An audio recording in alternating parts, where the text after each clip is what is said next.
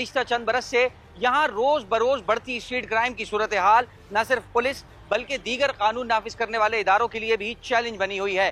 खुद आईजी सिंध गुलाम नबी मेमन ने भी गुज़िश्ता दिनों लाहौर से आए सहाफियों के एक वक्त से मुलाकात के दौरान इस बात का एतराफ़ किया और कहा कि कराची का स्ट्रीट क्राइम एक बहुत बड़ा मसला है।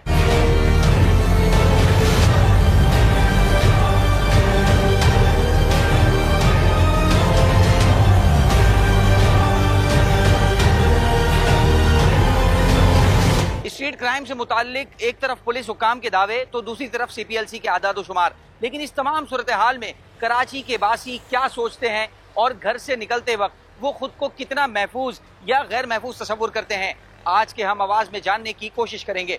घर से निकलते यही खौफ होता है, पता नहीं शाम को वापसी लौटेंगे या नहीं लौटेंगे।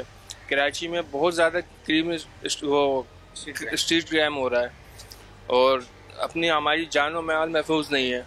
ये बताइएगा कि कराची में लूट मार के वाकयात बढ़ रहे हैं, तो जब घर से निकलते हैं क्या अपने आप को महफूज तस्वुर करते हैं? नहीं, बिल्कुल भी नहीं। पहले ही बेरोजगारी, आवाम परेशान है, ऊपर से लूटामारी, आए दिन डकैतियाँ होती है, आवाम कहाँ जाए, लोग पहले परेशान है, काम धंधे है नहीं, मजदूर आदमी के लिए बहुत बुरा हाल है। आप क्या समझते हैं, क्या वजूहात हैं जो इतनी ज्यादा लूट मार कराची में बढ़ गई है? और लुटेरे जब आते हैं तो उनकी अव्वलीन टारगेट उनका क्या होता है, क्या चीज सबसे पहले मांगते हैं?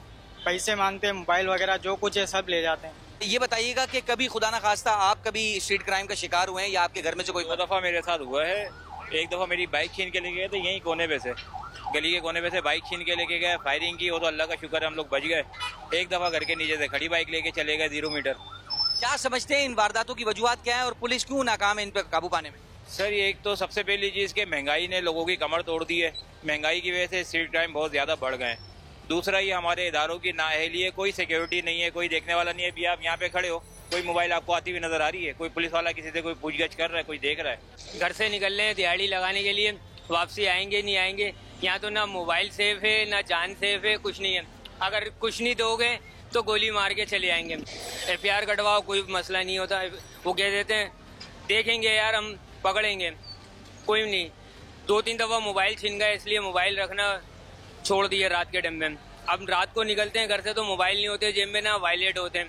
आप क्या समझते हैं बतौर कराची का शहरी के हुकूमत या पुलिस क्यों नाकाम है इन वारदातों में काबू पाने? बस ये हुकूमत का ही है सारा और ये पुलिस का ही है। अगर ये सब सही हो जाए, सारा सिस्टम सही हो जाए तो बहुत अच्छा काम हो जाएगा। आदमी अपने आप को महफूज रखेगा, महफूज समझेगा। कभी ऐसे हालात सोचे थे कि कराची में ऐसे हालात हो जाएंगे कि इतना खौफ ज्यादा हो के घर से निकलना पड़ेगा? कभी ऐसा सोचा नहीं था, लेकिन अब सोचना पड़ता है भाई, क्योंकि अब मामला ऐसे हो गए कि आप 12 बजे को तो छोड़ो, हम 10 बजे भी निकलते हैं घर से बाहर तो ये सोच के निकलते हैं कि यार अल्लाह ना करे कोई मोबाइल वगैरह ना छिन जाए, और छिन भी चुके हैं 3-4 दफा।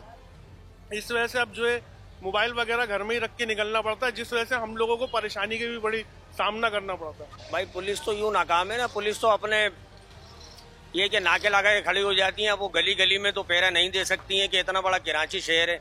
अब पुलिस भी कहाँ तक वो जुराइम को रोकेगी? ये तो हर मोहल्ले वालों की जिम्मेदारी ये है कि इन चीज़ों पर नज़र रखी जाए, कि देखे जाए कि कहाँ क्राइम हो रहा है, उनके थोड़ा सर्च करा जाए, ये कि CCTV कैमरे लगाए जाएं गलियों में, मोहल्लों में, ताकि इन चीज़ों से थोड़ा सा बचा जा सके। यहाँ दिल और दिमाग में सिर्फ यही चल रहा होता है, बाहर निकलेंगे चोरियाँ होंगी, डकैतियाँ होंगी।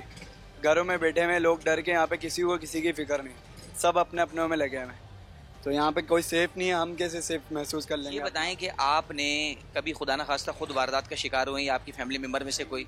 अल्लाह ना करे, हम तो अभी तक नहीं हुए हैं, लेकिन गली में बैठे हुए होते हैं, गली में भी आ जाते हैं भाई, गली में भी आ रहे हैं। अब तो पहले गली रोडों पे हो रहा था, रोडों पे महफूज नहीं था, अब तो गलियों में भी आ रहे हैं। अब क्या कर सकते हैं, वहाँ भी डकैतियाँ हो रही है। अब तो गली में भी परसों भी ले गए गली से मोबाइल लड़कों के। ये बताएं खुदा ना खास्ता आपके साथ या आपके किसी जानने वाले के साथ कभी कोई वारदात हुई है और क्या समझते हैं, अपने आप को महफूज तस्वुर करते हैं जब घर से निकलते हैं? नहीं, बिल्कुल भी महसूस नहीं रखते। मेरे साथ तो लियाकताबाद 10 नंबर का जो पुल है, फ्लाईओवर यहाँ पे हुआ है जी। क्या किस तरह की वारदात हुई थी, आपसे क्या लेके गए? ये हुई थी, उनके पास ब्लैक कलर का पिस्टल था। उन्होंने जमात खाना जो है आयशा मंदिर का, वहाँ पे उन्होंने पिस्टल निकाला। मैं अपने पैसे लेकर आ रहा था डायपर की डिलीवरी करके, वो उन्होंने पिस्टल निकाला, मेरा दोस्त साथ में था, उनके भी पैसे छीने 20-25 हज़ार। मेरे पास 2 मोबाइल थे, एक नोकिया का था, एक टच मोबाइल था, वो भी छीन के लेकर। आगे पुल पे पुलिस वाले बैठे हुए थे, उनको बोला कि हमने बाइक की चाबी जब वो फेंक के गए, हम स्लो जा रहे थे, वो भी स्लो जा रहे थे। हमने बोला पुलिस वालों को जाके उनको पकड़ो, देखो वो जा रहे। तो पुलिस वालों ने कोई रिस्पॉन्स ही नहीं यानी दिया। आप ये समझ रहे हैं कि पुलिस अपना काम ईमानदारी से नहीं कर रही? हाँ, नहीं कर रही ईमानदारी से। काम के हवाले से पेमेंट लेके आ रहा था, एक फ़ोन था मेरे पास बड़ा एंड्रॉयड और एक कीपैड था, 35-40 हज़ार की रकम थी, वो बाकी जो खुले वगैरह पैसे थे वो ले गए, कान के एयरबड्स ले गए हैंड फ्री वगैरह। मतलब अगर आप बाहर निकल रहे हैं तो किसी भी सूरत आप सिक्योर नहीं है। आपके इदारे इस पे काम तो करते हैं लेकिन काफ़ी टाइम से ये देखा जा रहा है कि वो इस पे सिंसियर नहीं है। दूसरी बात ये है कि आप घर में बैठे हुए, घर से बाहर निकल रहे हैं, अगर मोहल्ले में बैठे हुए, दुकान पे बैठे हुए या कहीं ऑफिस से काम से जा रहे हैं तो आप अपने आप को सिक्योर इस वक्त नहीं समझ रहे। जगह जगह आपको तरह तरह के लोग अगर बाइक पे घूर के भी देख लें तो आप बिल्कुल डर जाते हैं, सहम जाते हैं, भगाने की कोशिश करते हैं। हाँ, अगर आप भगाने की कोशिश करेंगे तो आप फिर एक्सीडेंट के केस में आ जाएंगे। बहुत से हालात ऐसे हैं कि अब समझ से बाहर हैं। वारदात तो रोज